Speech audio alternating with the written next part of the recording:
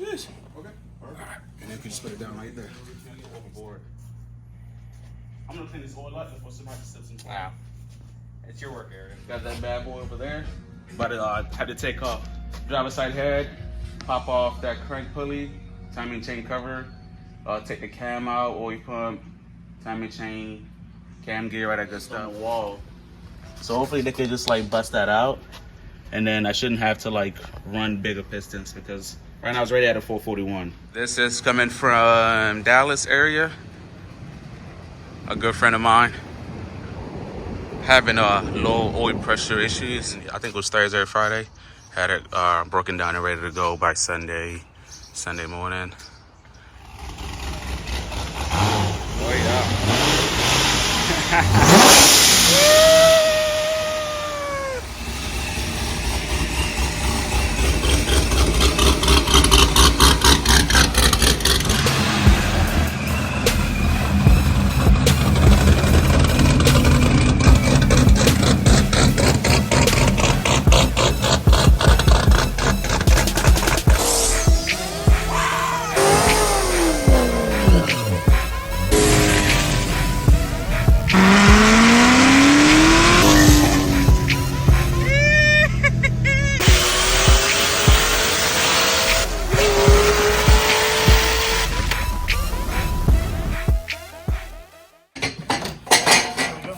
Sheesh. Okay.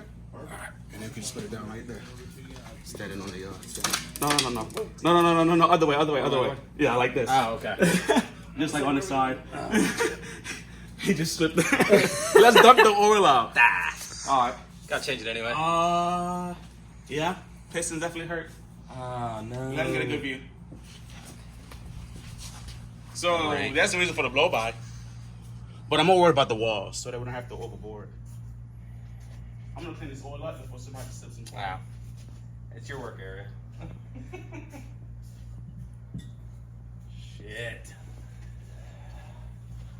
Shit is the right term. You ever seen this? How does the walls look? Huh? I don't want to look at it yet.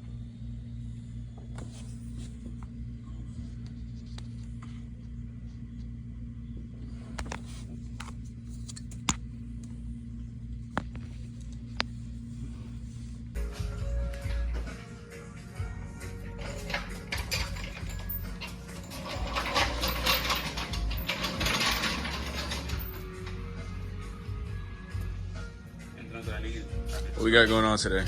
Shit, so we just took the motor out. Got that bad boy over there. But had to take off driver's side head, pop off that crank pulley, timing chain cover, take the cam out, oil pump, timing chain, cam gear, all that good stuff, and then get it forwarded to the machine shop. So far it's looking like just cylinder 8. So we'll see how it looks when we pop off driver's side head, but I'm not expecting too much. Hopefully it'll be eventful on that side of the engine. Well, uneventful, I think is the term. Nothing to write home about. And then hopefully the shit just like busts out as far as like running. Just not that, because it definitely looks like the piston melted and it just like glazed on the wall. So hopefully they could just like bust that out, and then I shouldn't have to like run bigger pistons because right now it's ready at a 441, right? And that's pretty big when you talk, 30 pounds of boost. So hopefully we can keep the same bore and keep it rocking. But if not, I mean, have to bore it out and then swap out all 8 pistons, and then it'd be like a 444, 445, 450 big block. 454, I think. After 454 becomes a big block. So, all right now. And we'll check back in with y'all when we get home and start taking the motor apart. Little pressed for time, but I figured I'll show y'all what we got going on before I go ahead and load this up and drop it off at the machine shop. This is the failed cylinder, cylinder 8, and you can see that corner of the piston just gone. All right, we saw this side earlier in the video when I popped it off earlier this week. Popped the head off earlier this week. This is driver's side. And at first glance, it looked like everything checked out, right? But then I noticed that on the piston, like the skinniest part of it has a crack on it. I don't know if you can see it on this cylinder. It's on that corner. This one you can definitely see it. That corner, and then over here, that corner as well.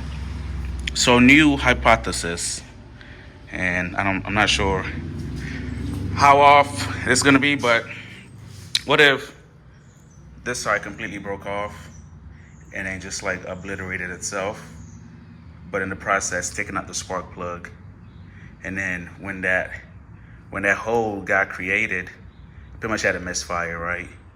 And I don't know. It still doesn't explain why the piston pretty much looks like it's melting in on itself. Like it literally looks like it's resting on the wrist pin right here.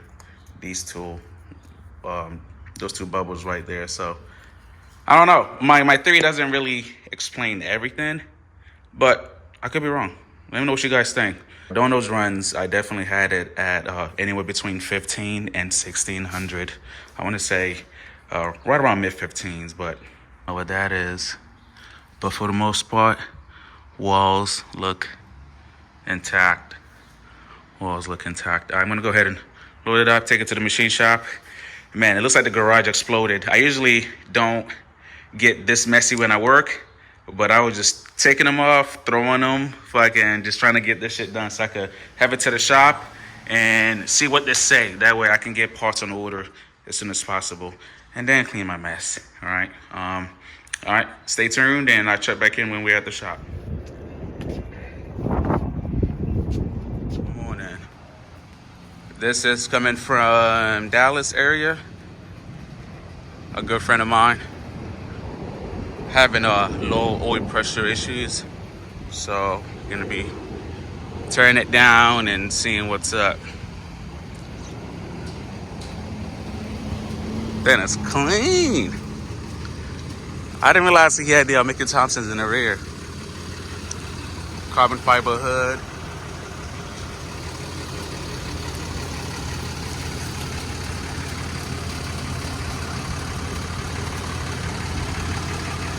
Yeah, that's good right there.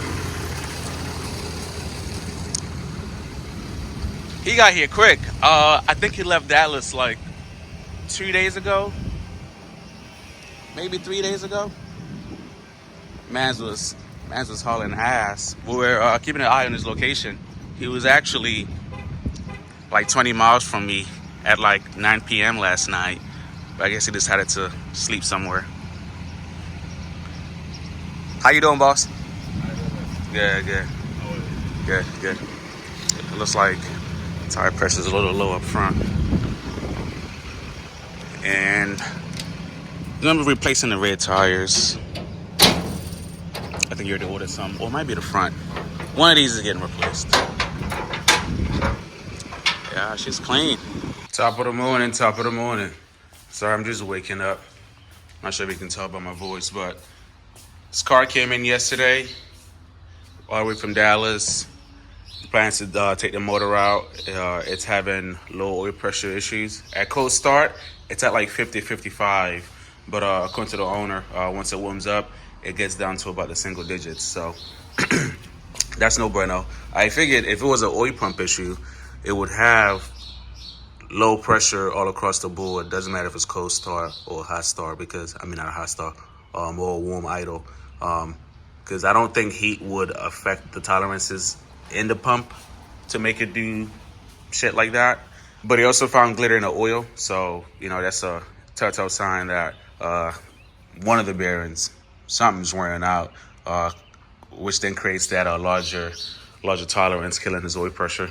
We got the parts that we took off, miscellaneous parts. I just throw them in the car if I can keep a better track of them. They're probably gonna end up coming back out just so I can give it a good wipe. Like I said, car's from Dallas, and it has all kinds of sands and dust and in every corner. Plus, it doesn't help that Buddy had a power steering leak, so I had to keep wiping my hands. Like everything I touched, like my hands would just be black. All right, so I got it set up yesterday where I could just walk in this morning, lower the cradle, and then just go ahead and just pull the motor out. So already undid the bell housing, all that good jazz, headers. I'm going to be paying attention to the AC compressor because there's no really space by the frame to pull those top bolts out. So once we got the motor to about year high, he's going to give us that'll give us a little bit more room, and then we'll have to do the same once we put the motor back in. All right. Yeah. Sorry I didn't give like a breakdown and, you know, like this whole shebang about taking the motor out. Nothing you guys haven't seen before, and I'm trying to make a deadline. I'm trying to get this block to the machine shop by tomorrow. And right now we are a little ahead of schedule, but that's fine because the family got other stuff planned for me, so I can't lollygag. The minute you lollygag, you're gonna fall behind schedule real quick. All right, I'm gonna get the crane mounted, lower the cradle, and I was hoping by this morning I might have found somebody else that could give me a hand, but it looks like this is gonna be a one-man team. Like I said, nothing we haven't done before, so let's get to it. Got the engine crane in position. We have our subframe dropped, jack stand in place to hold that, and I am ready to start yanking. Trying to figure out how to put this phone down. Leave it right here, but I don't have too much faith in this position. All right, this should work right here. See what happens.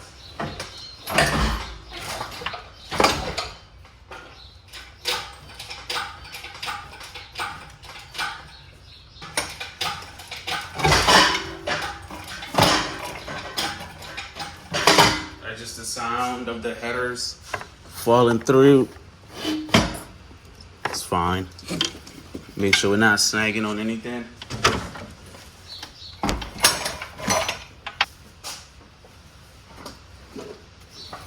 All right, a couple more pumps and then we can get that bolt out from. I thought it was still recording, but my phone ran out of memory. But pretty much got everything cleared out of the way and grab the tire. I'm gonna put on a tire for now because I still gotta take the bell housing and the clutch off before I can put it on the engine stand. So I'm gonna go ahead and do that now.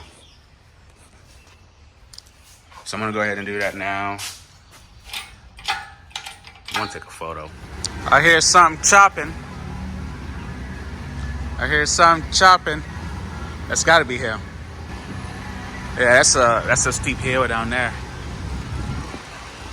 Damn, I could even smell him from up here. Where is he at?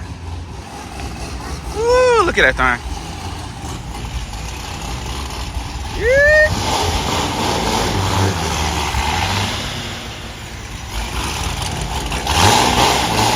That should sound good.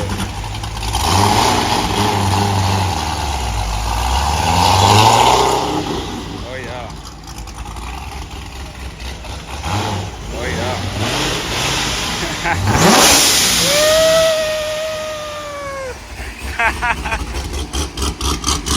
Damn.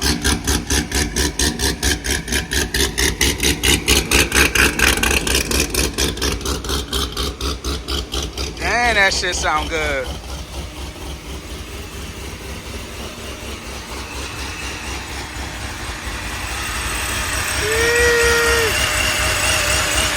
That shit clean. I can hear you from down there. I was just like, yeah, that's gotta be him.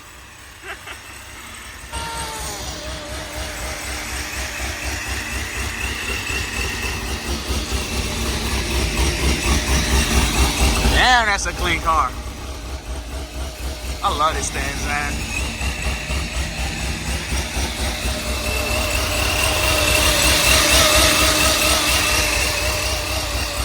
This shit clean.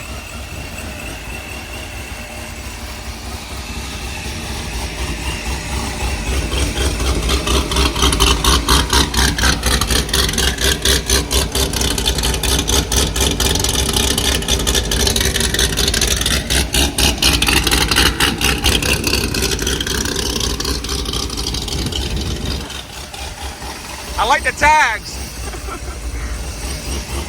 All right. Yeah, hell yeah. That's a 94. Okay. What's going on? Nice to meet you. Nice to meet you, sir. Yeah, it's my buddy Fox. He drove a whole hour and some change out here just to meet me. Yeah, oh yeah. So I've been wanting to see this car. And yeah, it definitely looks good. I want a black vet now. This shit is clean. There's nothing like it. Nothing like it. Yeah, right now I got one in my garage. I just took the motor out of it. That one came from Dallas with low oil pressure issues. It's C6Z? Yeah, C6Z 07. He saw some sparkles in the oil. On a cold start, it sees like 50 psi of oil. And then once it heats up, it's just like single digits, like 9, 8. So I'm just like, yeah, go ahead and bring that in. So I'm going to tear it down, and it's probably just the bearings. And just get that swapped out and then slap it back in. It's a full LSX 427. Iron block? Oh, shit. Okay. Titanium valves. Yeah, hell yeah. It's 11 and a half to 1 compression. That's not bad.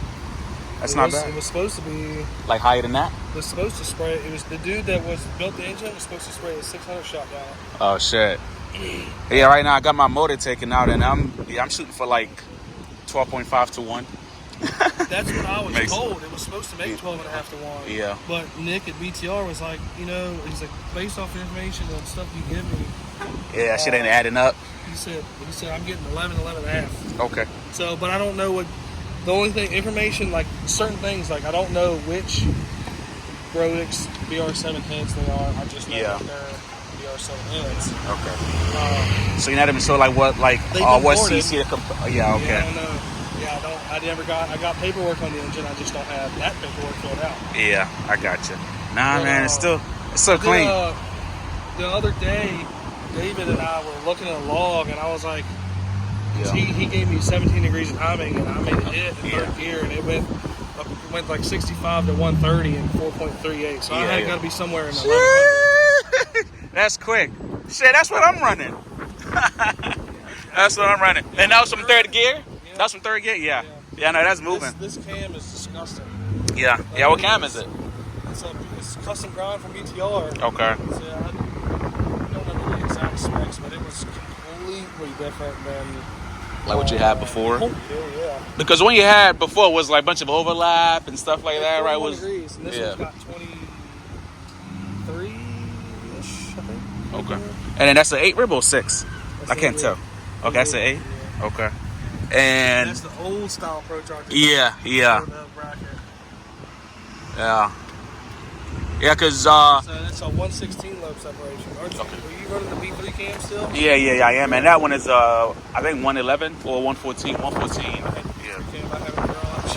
Yeah. Yeah, that's what I mean, I'm happy with it, but I don't know, because it's like right now I'm at a point where I'm just like, what else is out here that could, do better? This thing, and I'm sure there's a lot more, but... It's hard. It's unreal.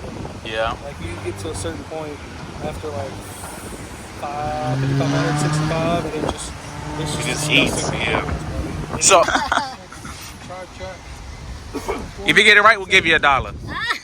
So 920 or something? 1100? Yeah, okay.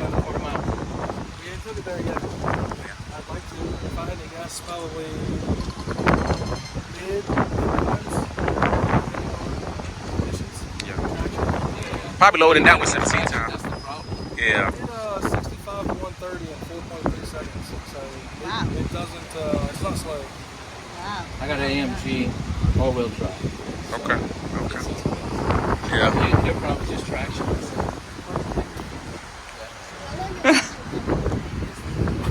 Oh, and you got to drive it too.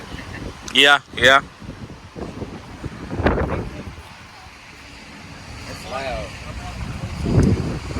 Washed my hands, got my daughter ready for the Easter weekend egg drop, and I just went out the house, man. So this is what I was coming to grab. And you made this yourself, didn't you? Yeah. What'd you use? Ooh, it's actually heavy. This isn't aluminum. What is this? Stainless. Titanium? Stainless? Oh. Sheesh. Yep. So I took an image off the internet, and I'm like, I'll make that into a CAD format, and I had to tab it, like, where's it at, right here? Yeah. To keep the square from falling out of the laser. Yeah, I got you. And then I had to put these in to break it up, and then I just connected all of that. here and there. Yeah, she got some weight on her. Yeah, I feel like I'm about to cut myself on this. 14 gauge stainless.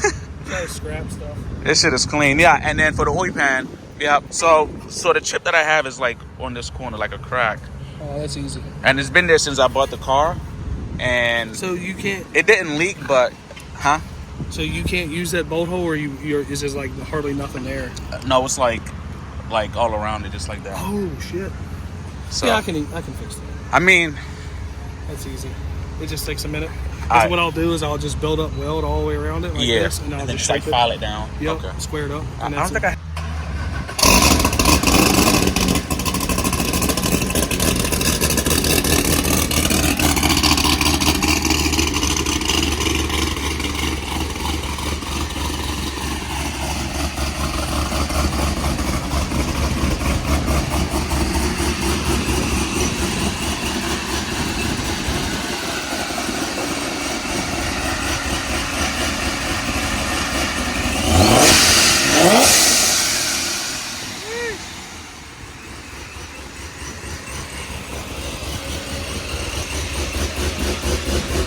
Drive safe.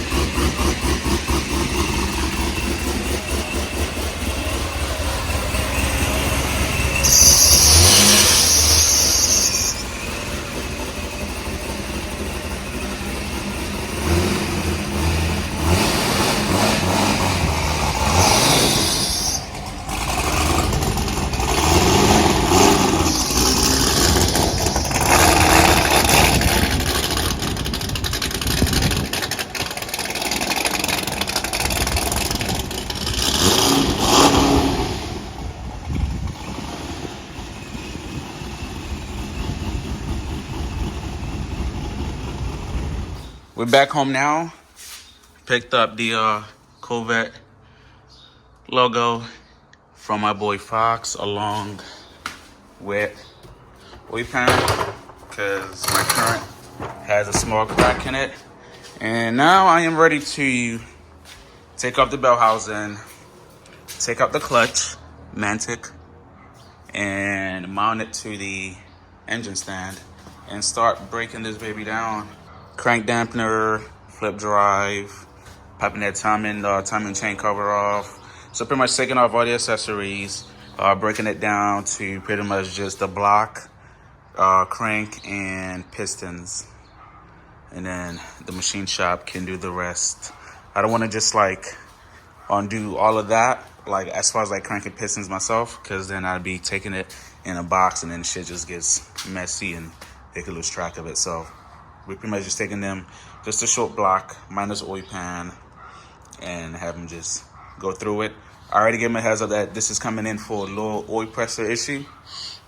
So while they turn it down, I want them to pay attention for any obvious reasons as to why that was. That way, you know, if we're able to pinpoint it during the teardown, then, you know, we can be a little bit more comfortable knowing that when it goes back in, everything should be sound. Like I said, I don't think it's the oil pump.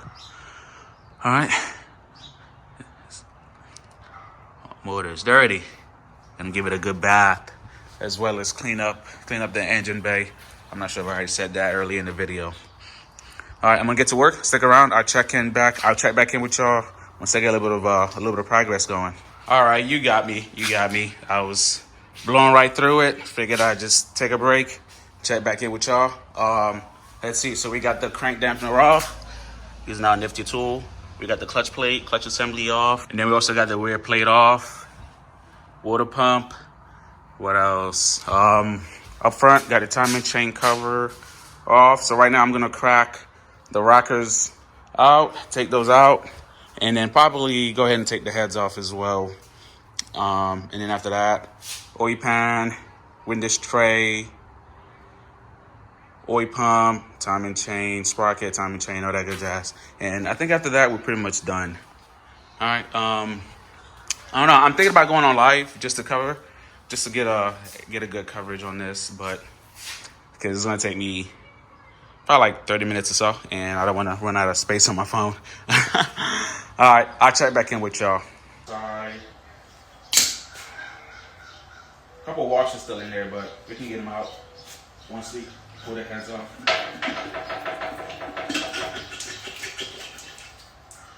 All right, and passenger side head is out. And we are headed to the machine shop. Car came in, I think it was Thursday or Friday. Had it broken down and ready to go by Sunday morning. All right, check back in with y'all when we are at the shop. Keep sticking around. At the machine shop now. Here's my block. Still waiting to get worked on. Remember the Center 8 took a shit on us. And then here's a block from the black one that came from Dallas. I didn't even notice it till I got here, but he actually lifted heads. Has a blown head gasket on this side and this side. Yeah, because when I was talking to Ben, that's the owner, about it, he said it did have high coolant temps, so that would definitely explain that. And I'm taking the cam out the back. I'm gonna have them drill this last bolt. This head should be an easy fix, no biggie. Slit the cam out the back. All right, got the heads dropped off, block dropped off, and now gonna clean out this engine bay. I don't know if you guys can see it on camera, but it's pretty gunky, it's pretty nasty under here. So I'm gonna get it to where it's good to go and ready for when the engine gets back. It's filthy.